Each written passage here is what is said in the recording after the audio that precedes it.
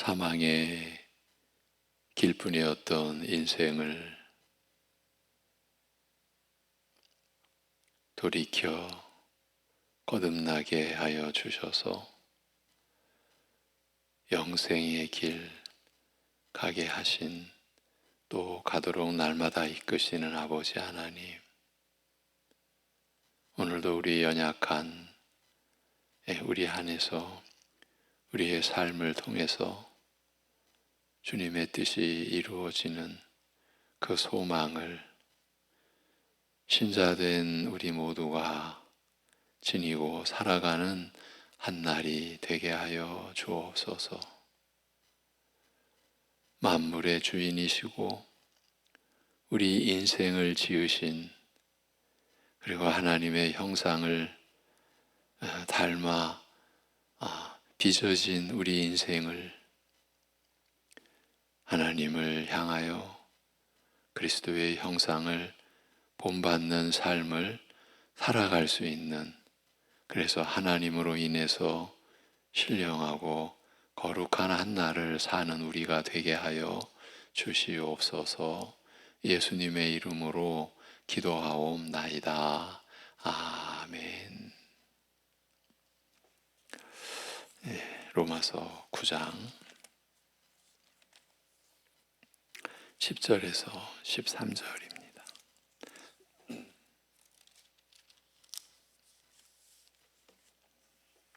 로마서 9장 10절에서 13절.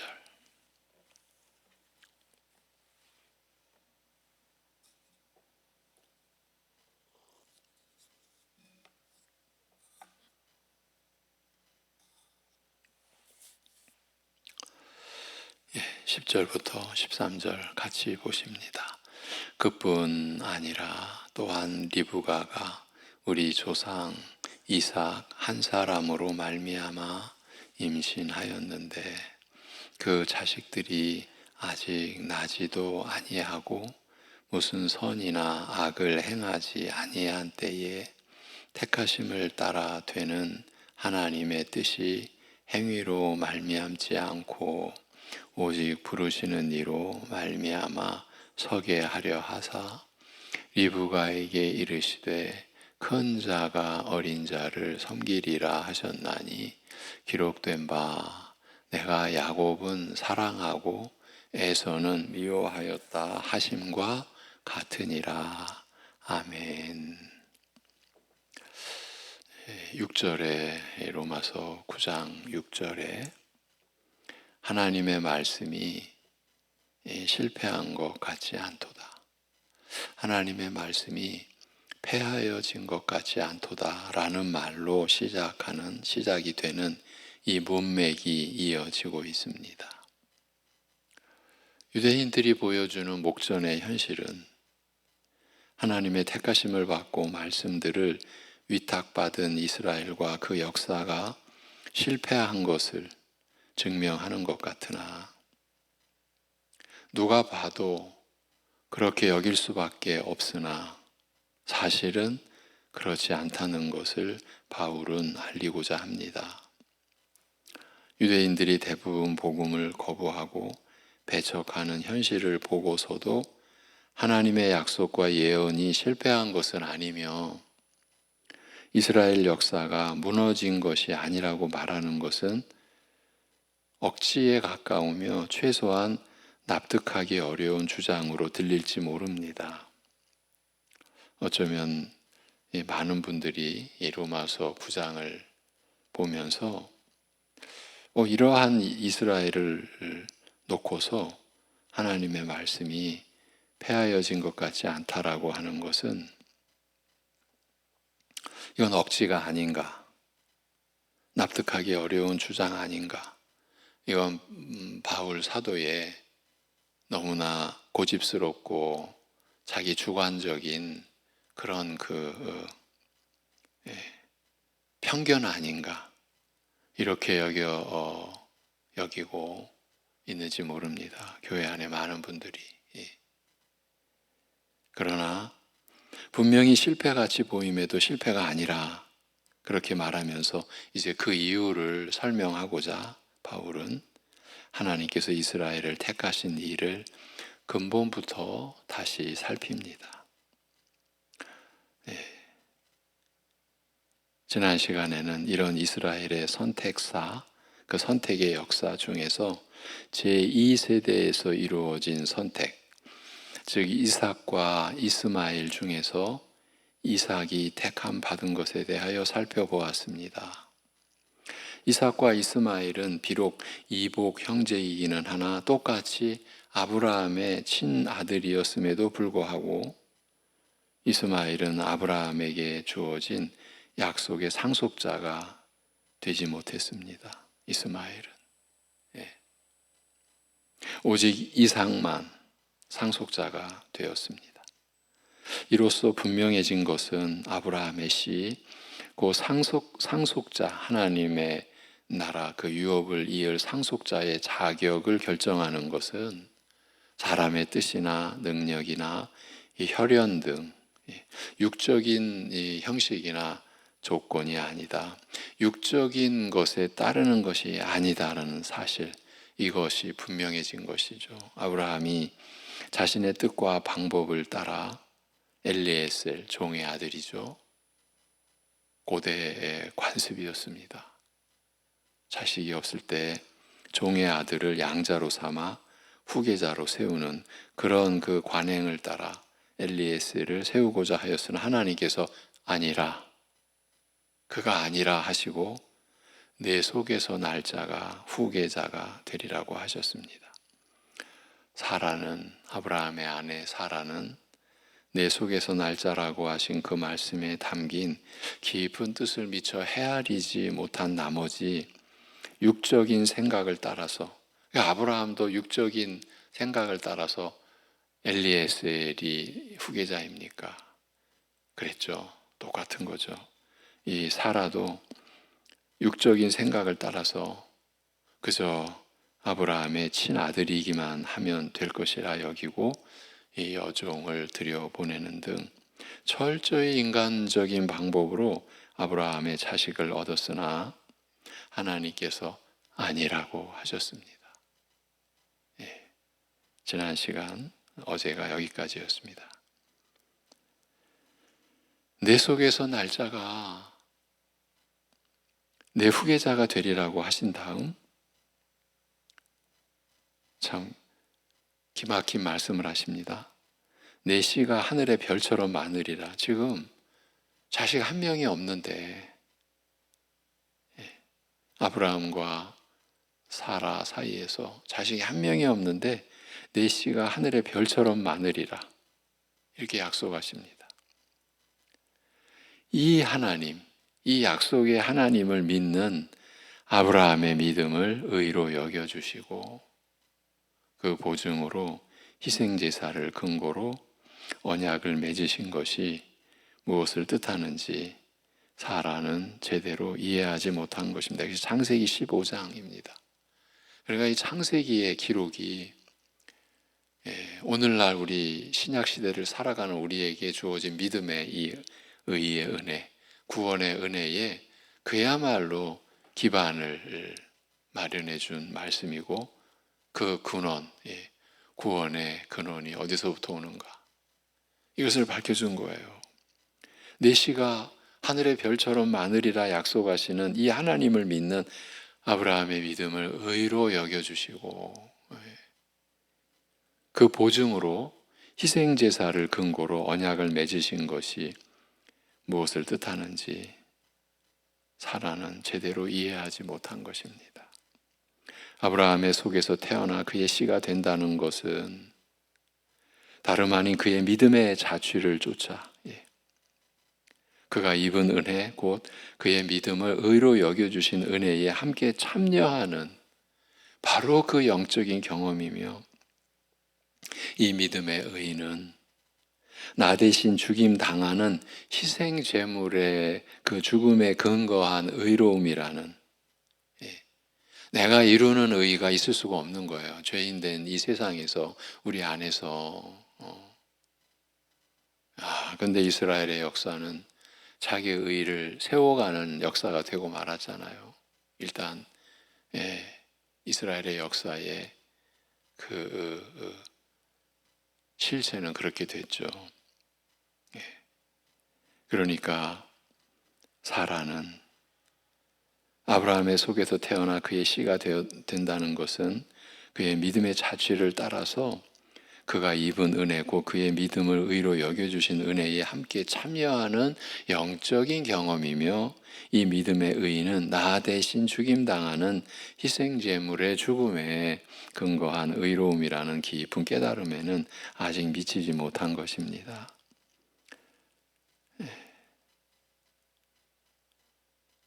오늘날 이 신약시대의 교회 안에서 은혜를 못 깨닫는다. 지금 사라가 못 깨달은 그 내용과 같은 거죠. 수천 년의 시차가 있지만 이 무지의 본질은 똑같은 거예요. 교회 안에 있으면서도 내가 하나님 앞에서 의롭다 여김받고 하나님과의 완전한 관계가 성립이 된 것, 이것은 나 대신 죽임당하는 희생제물의 죽음에 근거한 의로움이다. 이게 우리 주 예수 그리스도를 믿음으로 우리가 의롭다함을 받은 그 은혜의 내용 아닙니까? 이것이 없으면 아직은 신자가 아니지 않은 거 아닙니까? 지금 사라가 그 깊은 깨달음에는 아직 미치지 못한 상태였던 거죠. 반면 이삭의 경우 그가 아브라함의 씨, 곧 그의 상속자가 된 것은 사람의 뜻과 방법이 철저히 배제된 채 오직 내년 이맘때 사라에게 아들이 있으리라는 하나님의 일방적인 약속, 곧 그의 기뻐하시는 뜻에 따라 결정되었으며, 하나님의 이런 뜻과 약속은 사람의 능력이 완전히 배제된 가운데 오직 하나님의 능력으로 실현되었습니다. 오늘날 우리가 신자 된 것도 동일한 원리와 내용으로 된 것이죠. 우리로 인해서, 사람으로 인해서 되어진 게 아닙니다. 우리의 믿음이 사람의 능력에 근거한 믿음이 아닙니다. 사람에 근거한 믿음이라면 우리가 영생을 어떻게 우리가 바랄 수가 있겠냐는 거예요.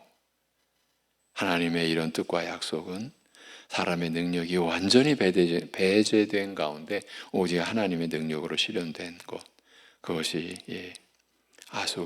이삭이 아브라함의 씨가 된 연유인 거죠. 통상적으로는 아이 낳는 일이 불가능한 상태에서 하나님의 능력으로 태어난 이삭의 이적적 출생은 아브라함의 씨로 태어나 그의 약속을 상속받는 것이 성령으로 말미암는 영적 출생까지 포함하는 깊고 풍성한 은혜임을 증거하는 일종의 표적이었습니다. 창세기가 이미 이러한 구원의 은혜의 의미를 이미 담고 계시해 주고 있는 거죠.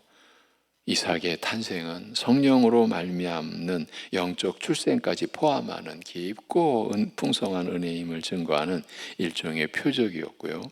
갈라디아서 4장에서 이 은혜의 의미를 바울 사도가 확연하게 드러내 주었죠. 오늘 본문을 다시 들어보십시오. 이뿐 아니라 리브가도 우리 조상 이삭 한 사람으로 말미암아 잉태하고서 약속을 받았느니라.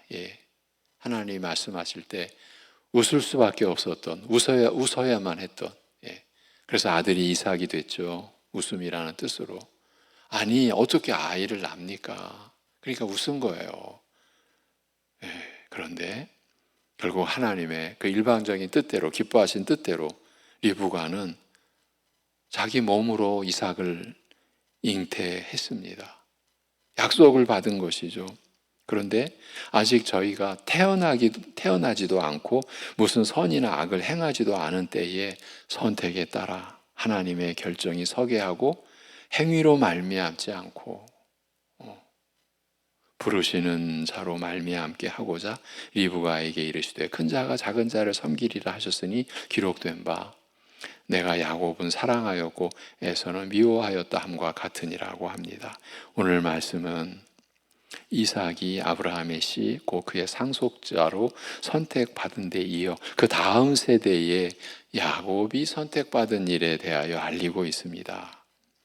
이뿐 아니라, 우리말로는 그뿐 아니라, 이 말로 시작한 것은, 이뿐 아니라는 말로 시작한 것은 야곱의 선택이 이삭의 선택과 무관한 것이 아니라 서로 밀접하게 연결되어 있으며,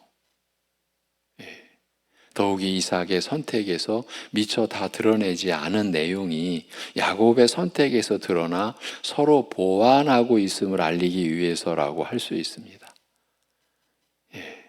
야곱의 선택에서 드러난 새로운 내용이 무엇인지 알리되, 그러니까 이삭의 선택에서는 다 드러내지 못한 그 선택의 그 은혜에 담긴 내용을 이제 야곱의 선택에서 알리는데, 그 내용이 무엇인지 알리되, 이뿐 아니라 리브가도 우리 조상 이삭 한 사람으로 말미암아 잉태하고서라고 하였습니다만, 이것은 야곱과 에서가 한 아버지, 한 어머니에게서 태어난 것을 두고 한 말이에요. 한 아버지, 한 어머니. 이삭과 이스마엘의 경우 한 아버지에게서 태어났으나 어머니가 다른 이복 형제였으며, 더욱이 어머니는 각각 주인과 종이라는 신분의 차이, 그리고 정처와 첩실의 차이에 따른 적자와 서자의 차이가 있었습니다. 그러나 야곱과 에서의 경우 둘 다 한 아버지, 한 어머니에게서 태어났을 뿐 아니라 쌍둥이인지라. 태어나기 전 태중에 있을 때는 형 아우의 구별조차 불가능했습니다. 태어나기도 전이니까 형 아우의 구별조차 없었다, 이렇게 볼 수 있습니다.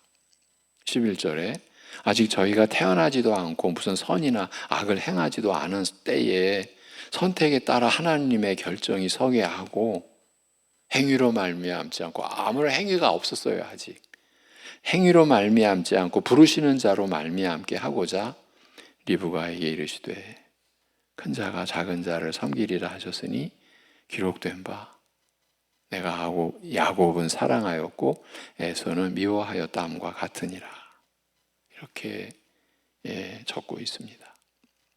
아직 야곱과 에서가 태어나서 선이나 악을 행하지도 않은 때에 야곱을 선택하신 사실을 리브가에게 알리신 만큼, 즉 모든 조건이 동일하거나 대등하였고 둘 사이에 어떤 우열도 말할 수 없는, 좋고 나쁨도 앞서고 뒤서고 이런 어떤 우열도 말할 수 없는 때에 이루어졌으니 이 선택은 철저히 하나님의 뜻에 따라 결정된 것일 뿐 인간의 어떤 조건에도 영향을 받지 않았다고 할 수 있습니다.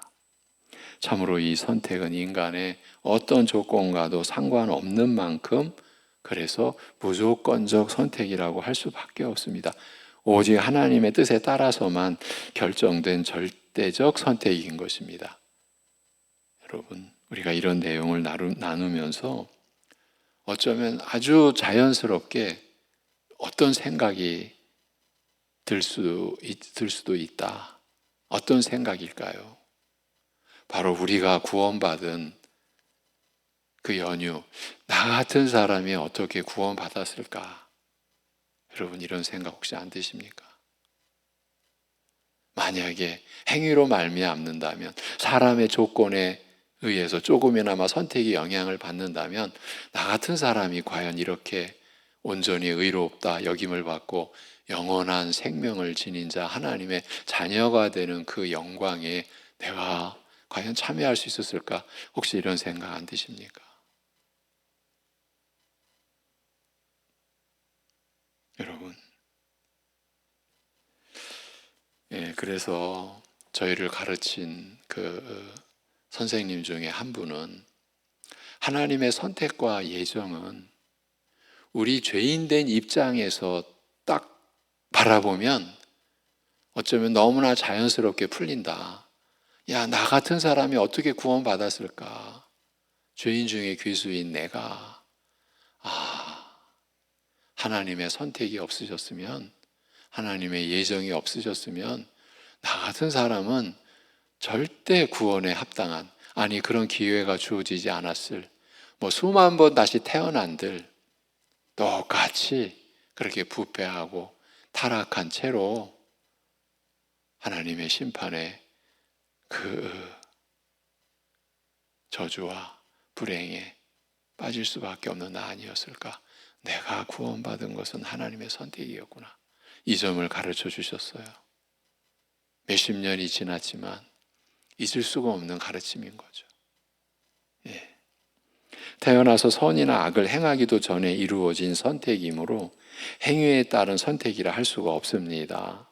오직 기뻐하시는 뜻대로 부르시는 자, 곧 하나님께서 홀로 결정하신 선택이었습니다. 그리하여 태어나기 전 태중에 있을 때에 형 아우의 구별조차 말할 수 없을 때에 큰 자가 작은 자를, 그러니까 형이 아우를, 큰 자가 작은 자를 섬길 것이라고 리브가에게 밝혀 야곱이 선택받은 사실을 알리신 만큼, 즉 완전히 동일한 조건에서 이루어진 선택인 만큼 영적인 것이든지 육적인 것이든지 사람의 그 어떤 조건에도 구애받지 않은, 그래서 무조건적 선택이라 할 수 있는 것입니다. 사실 조건을 따진다면 성품이 강교하여 속이기 잘하며 남의 발목을 잡는 일에 능한 야곱보다는 비록 실수가 잦았으나 호방한 성품의 에서가 더 나았는지 모르며, 어쩌면 이삭이 끝까지 에서를, 아버지 이삭은요 끝까지 에서를 세우려고 했잖아요. 후사로. 어쩌면 이삭이 끝까지 에서를 후계자로 세우려 한 데에는 이런 이유가 작용하였는지도 모릅니다.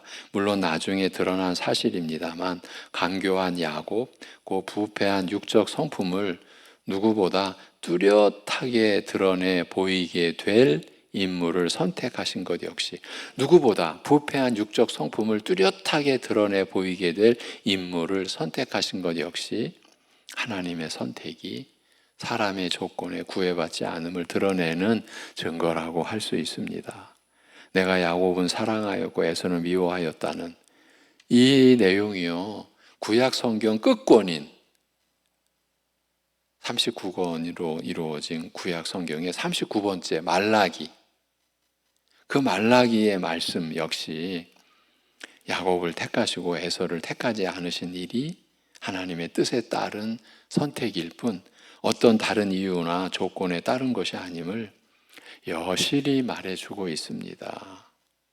이스라엘이 하나님의 백성으로 택함받은 선택의 역사를 더듬어 그 시작과 근원으로 돌아가서 살펴본 결과 이스라엘의 선택에 담긴 뜻이 참으로 깊고 놀랍다는 사실이 드러났습니다.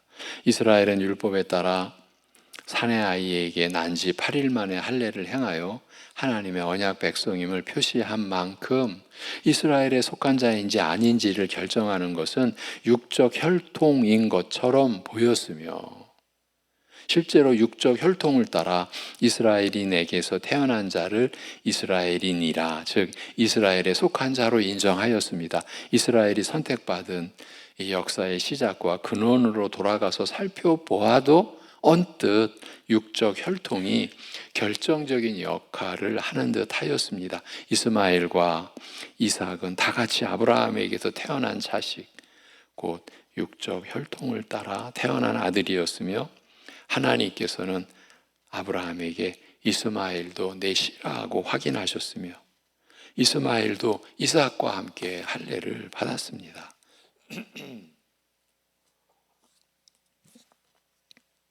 이와 같이 아브라함의 약속이 대를 이어 상속되는 일이 혈통 등 육적 형식을 따라 이루어진 것이 사실이며, 혈통에 따라 씨로 여김받고 할례를 받아 약속에 속한 자처럼 잠시 동안 지내기도 하였으나 결국 결정적인 때가 이르러 실상이 확실하게 드러나는 순간 이스마엘이 아브라함에게서 떠나고 에서가 이삭에게서 떠남으로써 혈통이나 사람의 뜻과 능력 등 육적인 것이 결정적인 것이 아니라는 사실이 분명하게 드러났습니다. 이스마엘도 아브라함의 씨라 하시고 그를 축복하시되 이스마엘도 축복합니다. 내 자손으로 번성하여 셀 수 없게 하리라. 창세기 16장입니다.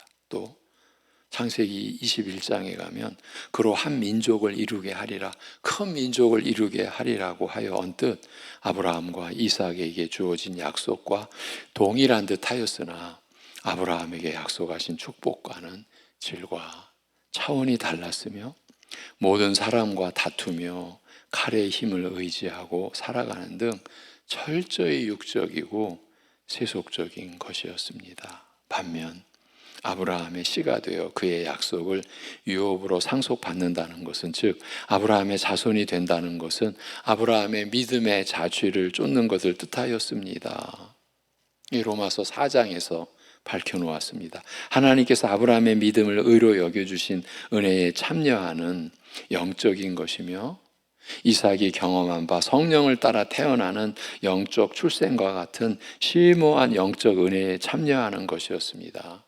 그래서 복음서의 시작과 사도행전의 시작은 메시아이신 그리스도께서 성령으로 세례를 베푸는 것으로 시작되는 거예요. 복음서와 사도행전은 그리스도께서 성령으로 세례를 베푸시는 그 성령 세례, 죄에 대하여 우리가 그리스도와 함께 죽고 그리스도와 함께 새 생명을 입어 거듭난 생명으로 영생을 지니고 하나님의 자녀가 되는 신분에 이르게 되는 거죠.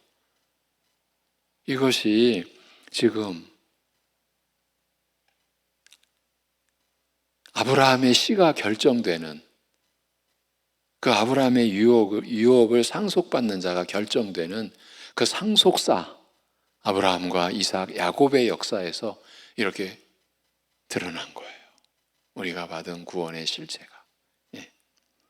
이삭이 경험한 바 성령을 따라 태어나는 영적 출생과 같은 심오한 영적 은혜에 참여하는 것이었어요. 육적인 요소들은, 이 아브라함의 씨가 되는 게 그렇다는 말이에요. 그런 육적인 요소들은 이런 영적인 것을 담는 형식이며 필수적이거나 결정적인 것이 아니었어요. 가장 중요하고 근본적인 것은 오직 하나님께서 기뻐하시는 뜻을 따라서 결정된다는 사실이었어요. 우리의 구원이 이렇게 결정된다는 거예요. 우리가 받은 구원의 은혜의 근원이 이렇다는 거예요. 아브라함의 약속을 상속받는 자가 되느냐 되지 못하느냐 하는 것은 하나님의 주권적이고 무조건적인 선택에 따라 결정되었습니다. 이스라엘의 본질은 이스라엘인지 아닌지를 결정하는 것은 육적인 형식과 요소가 아니며 하나님의 주권적 선택이며 한없이 깊고 기이한 영적 은혜와 축복이었습니다. 이런 사실은 이스라엘 역사의 나중 단계에 이르러서야 비로소 알려진 것이 아니라 처음부터 알려진 것이며 오히려 시작과 근원에 가까워질수록 이 사실은 더욱 분명하게 드러납니다. 이것이 창세기의 의미입니다. 창세기가 담고 있는 은혜의 내용입니다. 특히 이런 선택의 원리를 아브라함, 이삭, 야곱 3대에 걸친 역사에서 확인한 점에 유의할 필요가 있습니다. 흔히 족장사라 부르는 이 역사는 이스라엘의 역사적 선택이 이루어진 의미심장한 역사이며 이런 점에서 선택의 본질이 가장 선명하게 드러날 것이 기대되기 때문입니다. 이스라엘의 본질이 이런 만큼 육적 혈통에 따라 이스라엘이 속하게 된 유대인 중 다수가 복음의 은혜에서 멀어졌다라고 해서 멀어진 정도입니까? 바울을 박해하고 예수 그리스도의 복음이 전해지는 곳마다 이들이 죽이겠다고까지, 예수 믿는 자 죽이겠다고까지 그렇게 복음의 은혜에서 유대인 중 다수가 멀어졌다고 해서 이스라엘이 실패하였다, 또는 이스라엘과 관련하여 주신 그 하나님의 말씀, 허다한 약속과 예언과 가르침이 실패하거나 좌절되었다고 말할 수 없습니다. 바울 사도가 성령의 그 감동하심을 받아 이 은혜의 이 실체를 우리에게 밝혀준 거예요. 이스라엘의 역사가 실패했다, 좌절되었다 이렇게 말할 수 없다 하는 것이에요. 하나님의 말씀이 성취되었느냐 아니냐 하는 것은 전혀 다른 차원에서 논의되어야 하는 것입니다. 이 점을 오늘 본문에서 바울 사도가 우리에게 밝혀주고 우리의 무지를 또 일깨워주고, 특히 오늘날, 여러분 오늘날 이렇게 우리가 오늘 본 내용대로 보자면요, 알미니안주의, 다수의 알미니안주의예요. 현대교회의 주류가 우리 장로교회 이러한 말씀을 그대로 받는 장로교회가 아니에요. 알미니안주의 교회라면요, 원죄가 부정되고요.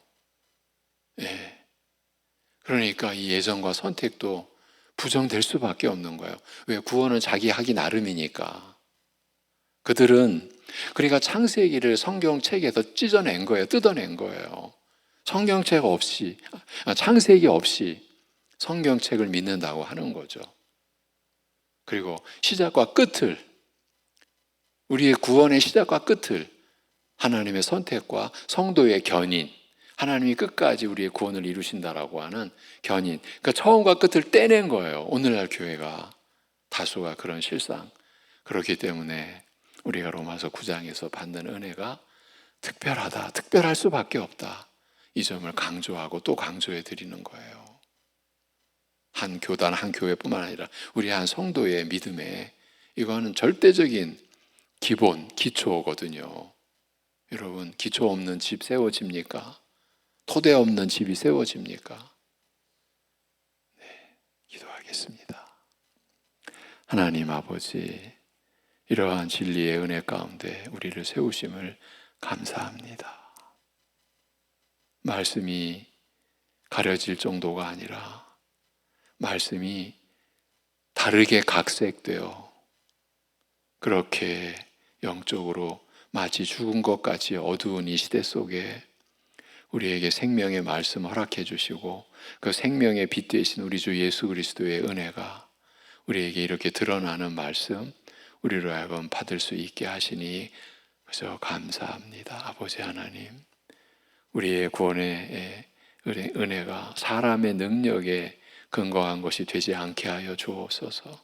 우리가 사람을 따르는 것이 아니라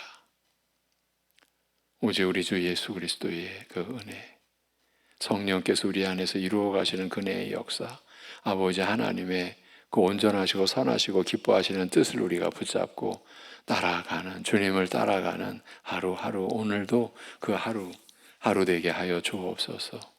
고통과 상처와 아픔 속에 있는 심령들을 주님께서 친히 붙잡아 주시고 그 상처 싸매 주시고 치료해 주시고 회복되게 하시고 주님의 위로와 주님의 평강이 그 심령을 주장하는 역사가 일어나는 오늘 하루 되게 하여 주시옵소서.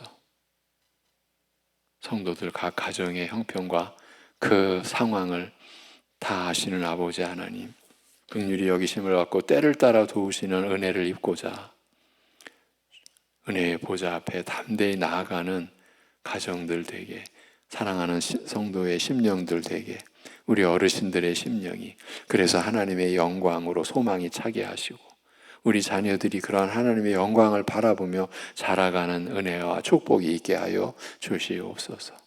병상 위에서 참으로 육신의 너무나 어려운 상황 속에서 치료 중에 있는 우리 사랑하는 가족들 낙심치 않게 하옵소서. 하나님이 떠나시거나 버리지 아니하시는 그 약속의 말씀에 붙들려 낙심치 않고 좌절치 않고 주님 바라보게 하여 주시옵소서. 이 모든 것을 감사드리며 우리 주 예수 그리스도의 이름으로 기도하옵나이다. 아멘.